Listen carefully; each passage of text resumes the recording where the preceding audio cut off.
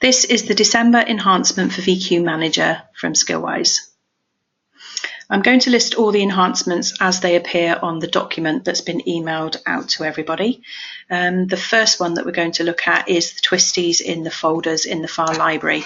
So I've logged on as the assessor in the assessment tools file library area, and you will notice that there are triangles next to all the folders in this particular area now.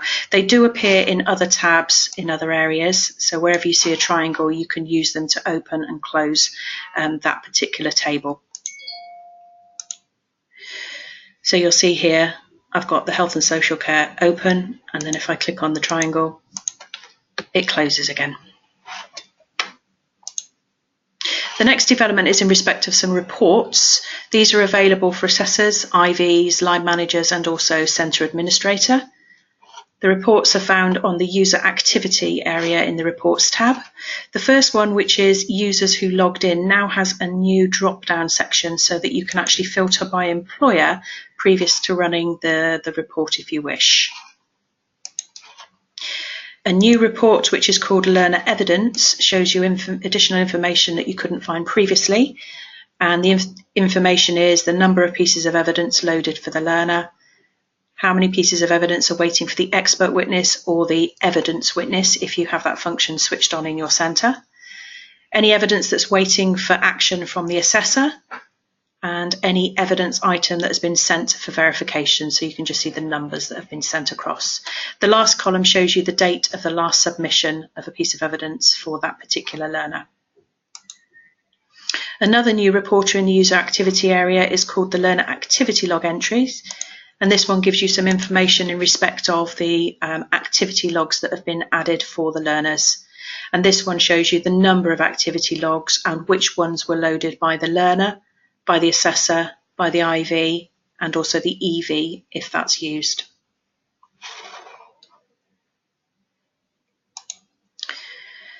The next enhancement is in respect of assessment plans. So in my learners, I'm looking at assessment plans.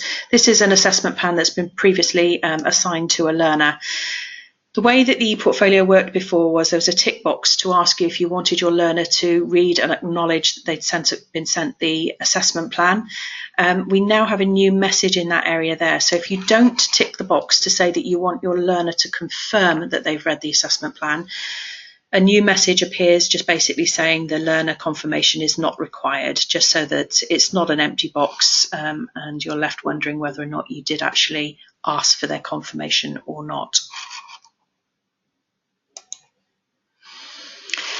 The next enhancement is actually for the centre administrator. Previously, the centre administrator could share single files with different types of users. This enhancement allows whole folders to be shared with different types of users. So in this example here, I've selected both the files from the health and social care folder, and I'm going to share it with the assessors. I'm going to select which assessors I would like to share this particular folder with and make sure the share in folder is selected in the top area there. Once I have selected that, the view for the assessor is as shown here. So here is the health and social care folder. It's shown as a shared folder. The assessor can't alter the name of the document. Sorry, correction, they can't alter the name of the folder, and they can't actually delete any of the files that are contained within there because it's been shared by somebody else. There is a new dashboard report which shows the last time your learner uploaded some evidence in respect of their portfolio. So it works in the same way that the other dashboards work. If you want to look at everybody that hasn't loaded in the last 6 days, you click in the yellow area. If you want to look at the people that have loaded in the last 30 days, you click in the green area. If you want to see everybody, you click in the white area. You can use the settings cogwheel to adjust when you want your data to show. So this one shows the last 7 days, who's loaded and who hasn't loaded evidence in the last 7 days. The next enhancement is in respect of frameworks, and there is a new tab for the organisation administrator called Frameworks, And this one allows for frameworks to be set, so you can create a new framework if you wish, or you can change and amend an existing framework in this area here.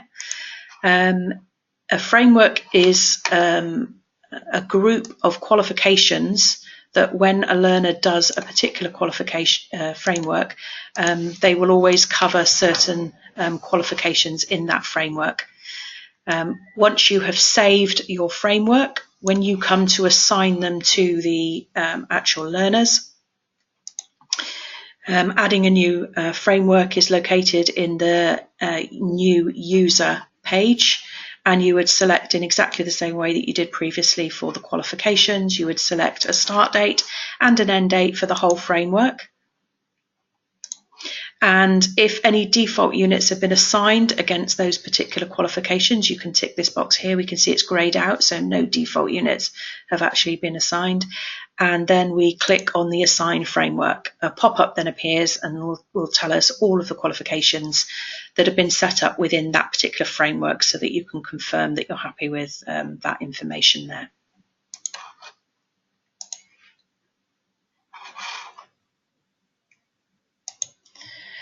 The next enhancement is for the centre administrator, and it's in respect of adding new employers and seeing the employers that are listed.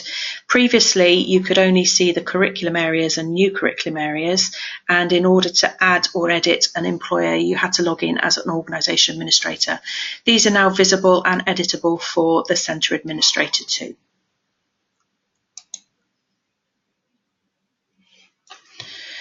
Okay, the next enhancement is also for the centre administrator, and it's in respect of the bulk edit function. We're on the bulk edit screen, and from the drop down for the actions, there are two new ones that have been added right down at the very bottom. So previously you could remove and assign in bulk learners from an employer. You can now do that against the curriculum area field as well.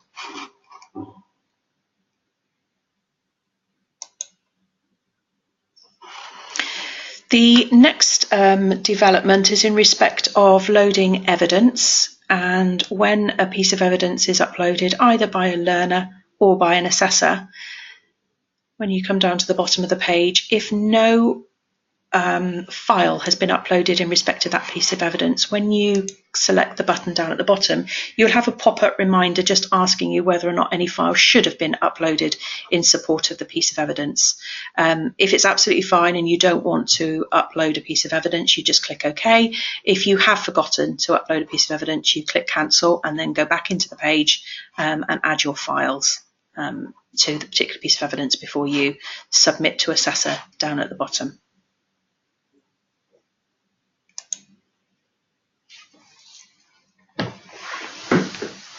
I'm just going to hand you over to Jo to show you a couple of other enhancements that we have.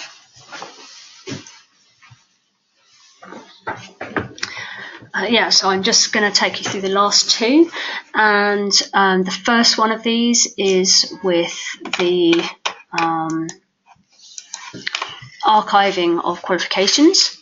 So previously, if you had a qualification that had expired, I had to take it out of your centre altogether, which hid everything to do with it, all of the evidence.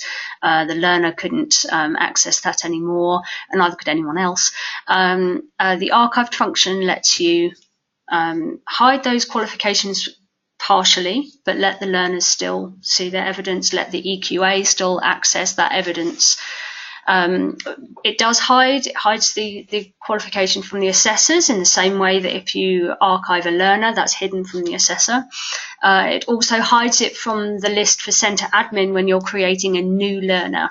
So you don't have to scroll past a lot of old, outdated qualifications to find the ones you want to assign to your new learners. For previously assigned learners, it appears as on screen now. So this is a learner profile, and you can see that here we have a qualification that's been archived, and it's just got archived written next to it in red as a reminder for the centre admin.